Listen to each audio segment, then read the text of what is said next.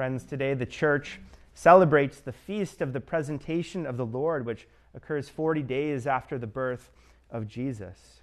Traditionally, this feast is also called Candlemas because as early as the 5th century, the custom of celebrating this day with lighted candles began to develop. The lit candles symbolizing Simeon's prophecy that Jesus would be a light of revelation for the Gentiles. And I think these words make a lot of sense to us today because we know that Christ is our light and he is the Savior of the world. I also imagine that these words would have made a lot of sense to Mary because she already knew from the Annunciation that she would bear a son and that she would name him Jesus, meaning God saves. Simeon's prophecy brought immense joy to Mary, a joy that touched her heart, perhaps like the joy that she experienced when she heard the angel Gabriel's words nearly a year earlier. However, the second part of Simeon's prophecy has a strikingly different tone.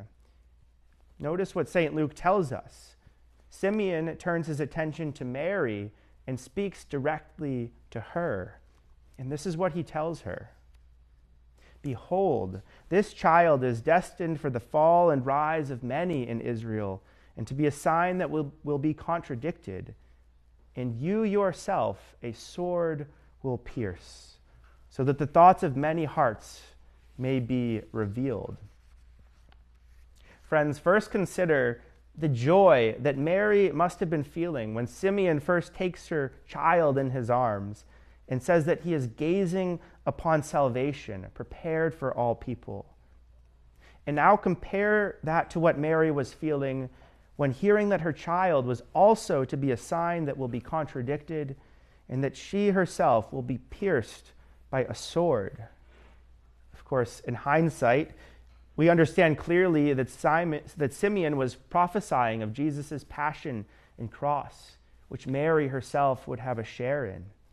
But certainly, Mary did not yet have a full understanding of the suffering that she would endure alongside her divine Son. Pope St. John Paul II taught that Simeon's words seem like a second annunciation to Mary, for they tell of her the actual historical situation in which her son is to accomplish his mission, namely in misunderstanding and in sorrow. Thus, Simeon's announcement spoke of Jesus' work of redemption, which would be accomplished by a sword of sorrow that would pierce the immaculate heart of Mary.